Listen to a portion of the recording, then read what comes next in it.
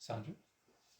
And would you say it's also true that if I don't have it in my heart, and then I'm put into a situation where someone else, like I'm actually destroying divine truth potential on earth for other people's connection to God, because I wouldn't be trustworthy to say what I really feel, or I might be making it up, or just saying it through my own filters of what I believe, rather than what God has and you have taught. Yep. Yeah. Let me put it another way. Anybody you talk to, if it's not in your heart, they would be able to easily see. Like if it wasn't in my heart, you would go, he's talking a whole bunch of stuff that he doesn't even believe himself. Right? And this is the thing, if it has to be in your heart really before you can share anything, doesn't it? Before then it's just an idea or a concept that you're sharing with someone, and it's okay to do that. Like if somebody asks me my personal opinion, I say, here's my personal opinion. If somebody asks yours, well, have your personal opinion. But in the end of the day, trying to imply that your personal opinion is God's truth is a very dangerous thing to do, isn't it? Because God's truth is out there, universal, perfect in nature. The only way it's going to get in you is by going through the experience. If you haven't had the experience, it's not in you yet. It's only an idea in your mind at that point. And you're not going to be convinced.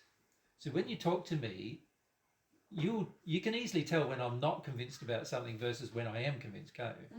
Like when I am convinced, I'm certain, I come across very certain, very forthright, right? When I'm not convinced, I'll just say, oh, I don't really know one way or the other, I don't know what to do, right? That's when I'm not convinced. I don't know, you know. There are things I don't know anything about. In fact, there's almost an infinite number of things I don't know anything about.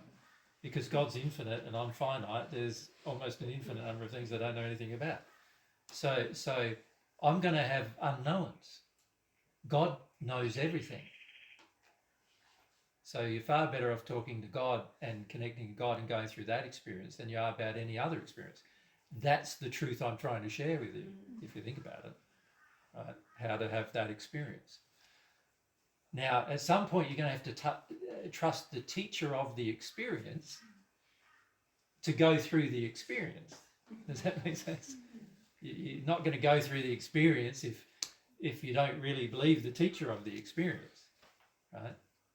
And that, you know, God in reality, God's only taught one person the experience directly. What I mean by that is, I was taught directly by God what the experience was. The rest of the people who have ever heard God's truth have learnt from me what the experience is. Does that make sense? Yeah. They still had to do even if it's indirectly. Yeah, but they still had to do the experiment to have that experience. Correct.